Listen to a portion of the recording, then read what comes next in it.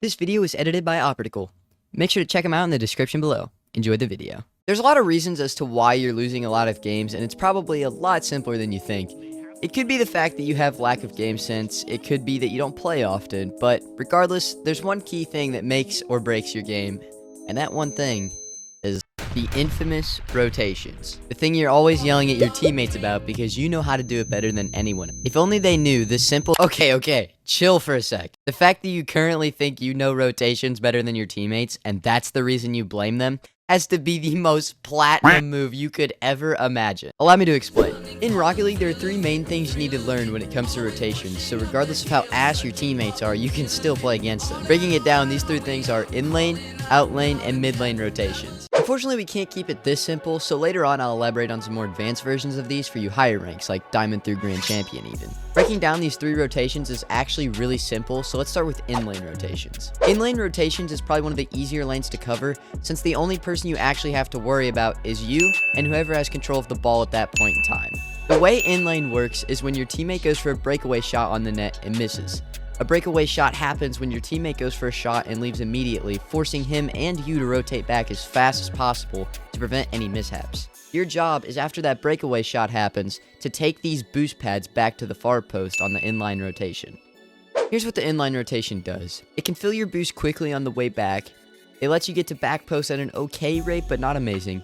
It doesn't give your teammate too much room, so you gotta be careful of that. And it also doesn't allow you to go make another play as fast as you could have if you take some of these other routes, which we'll get into in a second. The mid lane is one of those lanes that just works. There's no situation, peak moment, or any scenario imaginable where you can't take this mid lane unless these boost pads are taken and completely gone, which never happens, by the way. As simple as this lane is, it's also super important and effective. This lane lets you get back very quickly without the hassle, and will let you fill up your boost extremely quickly. But, like life, obviously nothing is perfect and will go your way. So, this rotation does have one flaw. You might notice that when I'm using these pads to get back, I end up dead center of my net. Why is this bad? Well, it's fairly simple. The only ball I could possibly save is one off the backboard.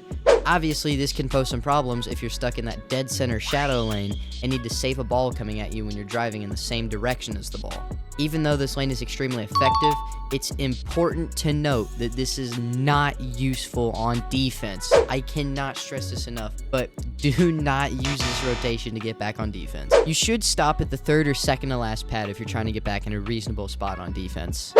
Next, let's move on to the out lane. The out lane is extremely important when you are the attacker. Most of the time, you will use this lane when you want to go up the wall for a shot, or get in position if your teammate misses the ball. In order to use the out lane properly, it's important to consider a few factors. Number 1, how much boost do you currently have?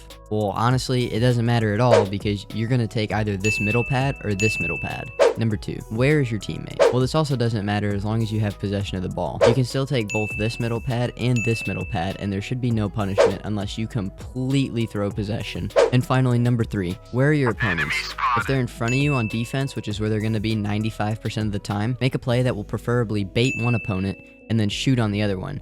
If you miss, your teammate should back you up, and yes, I know you're not going to score every time this happens, I'm just telling you now, so you diamonds don't have to yell at me in the comments making me aware that your teammates suck. Sorry. Now that you got all the rotations down, click here to watch this video on screen now to get better at 1v1s. Don't forget to check out my website, first link below, and if you enjoyed this video, hit the like button and subscribe for more. I'll see you soon.